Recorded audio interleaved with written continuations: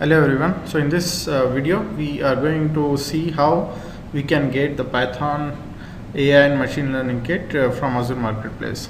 So for that there are multiple ways you can provision the machine. First one is you can go to Techlatestnet, you can go to products and you can click on it will show you all the products. You can click on Python AI and machine learning kit. It will open the product page. You can click on get on Azure. So this is one way. The other way is you can directly go to the Azure Marketplace. So for example, here I'm directly going to the Azure Marketplace, and on this Azure Marketplace you can search for Python AI, and then in the drop down you will see Python AI and Machine Learning Suite by Techlatest.net. If you are not sure about the name, you can just search for Techlatest.net and it will list all the available VMs by Techlatest, and then you can select the VM. Once you have the VM displayed, you can click on get it now, click on continue, then it will take you to the Azure portal. It may ask you for your user ID and password in case you are not logged in into Azure portal. Once you are there on the portal, it will show you the details about the VM offer, and then you can click on create, and here you need to provide the configuration for your VM. Right, so first is you need to provide the resource group. You need to select the subscription. Then in my case I will go with my common RG, common resource group. You can create a new or use your existing virtual resource group. Give it some name. So in my case I will say Python AI ML VM. You can give any name. Select the region. Go with the default option for other things, and the size. So by default it will come with 2 virtual CPUs, 8 GB RAM. This is sufficient to get started. If you think that you need more beefy virtual machine, you can click on change size and select it as per your requirement, but this should be enough to get started. The next one is very important step. You need to select the password option for authentication, because this virtual machine comes with a remote desktop, and the authentication mechanism for remote desktop is password. So here you need to select password for your authentication type. This is very important. The other important thing is for the username you need to select Ubuntu, because the VM is configured with this username. So this has to be Ubuntu, and then password you can select as per your requirement. So I will give some password over here. Next, click on the disk configuration. Then you can go with standard HDD because that will cost you less. So this option is the cheapest one. If you want a faster hard disk, you can go with standard or premium SSD, but note that that will have an extra cost associated with it. So I will recommend to use standard HDD. You don't need any data disk, you just need one OS disk, that's enough. On the advanced options, you don't need to have anything selected, or you can go with not to use manage disk. Okay, so this is up to you. In my case I will just go with the manage disk. Next is networking. In the networking you can go with any virtual network, whatever you have, go with the default one. It will give you a public IP as well. Take the default option. Configure network security group. Now over here you need to make sure that you have certain ports open. So it is creating a new security group. We will go with that.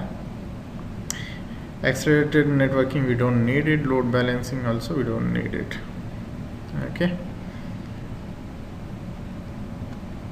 Next is management. Boot diagnostic, you don't want it. Again, it comes with its own overhead, so we'll go with without it. Other option we'll go with off. Auto shutdown, this is another feature. If you want to have your VM auto shutdown, you can go with that. In the advanced, we don't need anything over here. Tags, if you want to add any tags, you can add. So let's say name AI ML VM, something like that. It's up to you. And then you can click on create. Another thing is, in the networking, you need to make sure that certain ports are open. So for that, let it create the VM, and then we'll see if by default it opens the port, because the VM configuration has that. If not, then we'll open those ports. So I will click on review and create, and then it will go and create the virtual machine. It will take some time, so hang in over there. And once the VM is created, it will do the validation. Once the validation is done, then you can click on create. So it will start provisioning your virtual machine. So you can see the deployment is underway, and once it is done, you should be able to access the virtual machine. So now you can see that the deployment is complete. So we can click on go to resource, and it will show us our virtual machine, which is running over here. Now the VM is up and running. The next thing is, how do we connect to it? So for that, you need to take the public IP address. So I can click on this. The other way is, this public IP address might change in your subsequent restart of the VM. So the other better option is you configure a DNS name. So I can click on this configure. So we'll configure a DNS name for our VM, so that way we can refer to the VM using the DNS name. So for that, we'll just say Python AI ML. It will validate the name. Okay, if the name is not taken, then it will show this tick mark. Then you can save. Otherwise, you need to give a new name to your DNS. So once that one is saved, then we can refer to our VM using this fully qualified DNS name. You need to add this domain name to your DNS name. Okay, so the complete name will be Python AIML dot this whole domain name. So what I'll do is, I'll just copy it in one notepad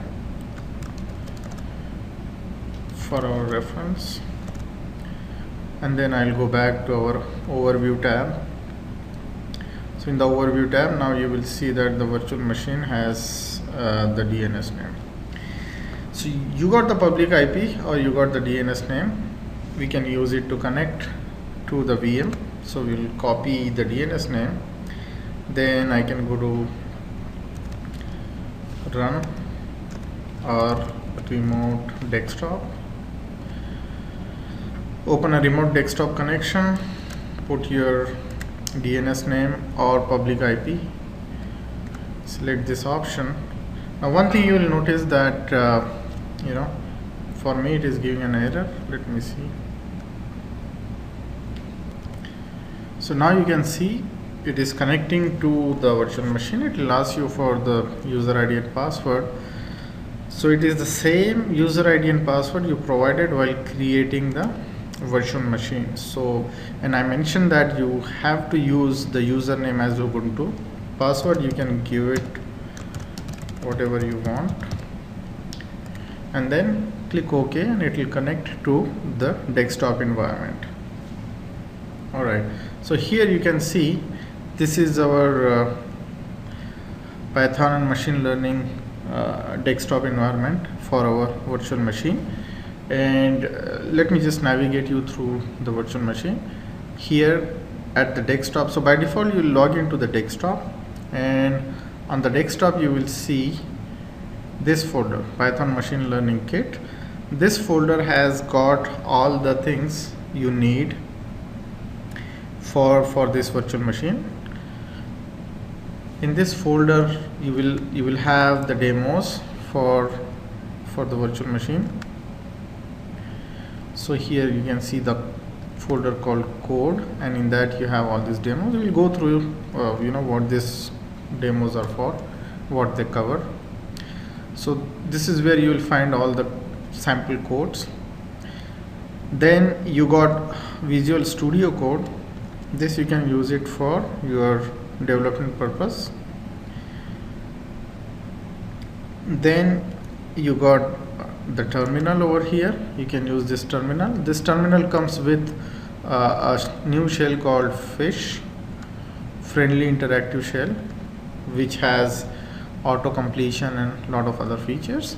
So Visual Studio Code for your development, the terminal with Fish shell for your shell environment, and then the setup. All the setups for this VM are available under /home/Anaconda. So if you go to the home directory, so this is your home/home/Ubuntu. You can go to the file system, go back to the home directory over here, and here you see this Anaconda folder. So this is where you will find all your Anaconda setup, and within this Anaconda setup we have all the modules required for running the AI and machine learning sample codes, as well as any new application or script you develop. Then all the required packages are already installed in this Anaconda environment.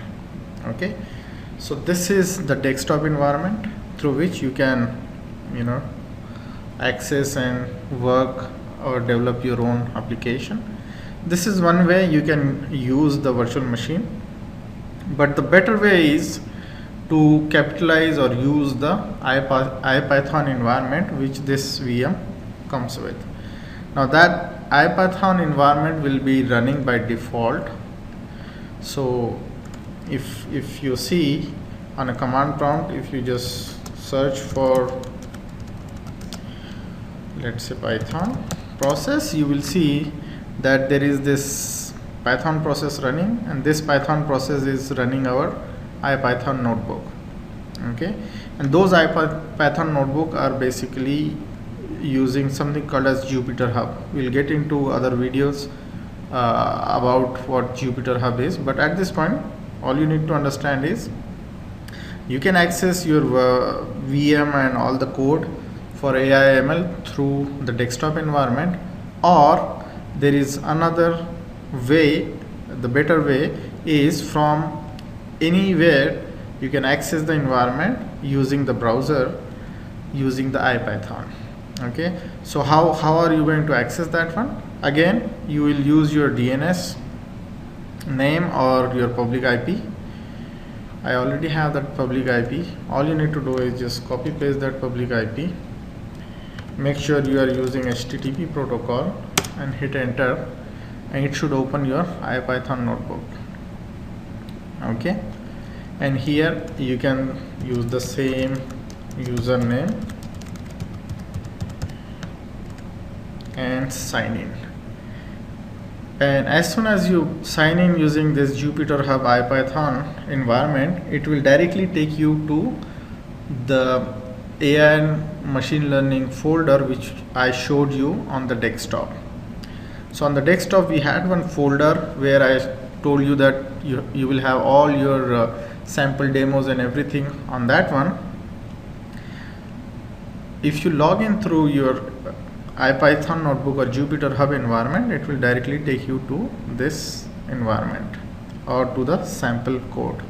Okay, so now here you see you are directly logged in, and here you have your home directory. So the Jupyter Hub or iPython is configured to this home directory, which is your /home/ubuntu/desktop/python machine learning folder. And in this you can click, and then you will see the code, the document, images, and everything. So this is how you are going to provision your virtual machine on Azure. Note that this virtual machine is also available on Google Cloud as well as AWS. So if you want to have it on other cloud platform, we have separate videos on how to provision your virtual machine in those cloud environment. So thanks a lot for watching, and hope this has been helpful for you.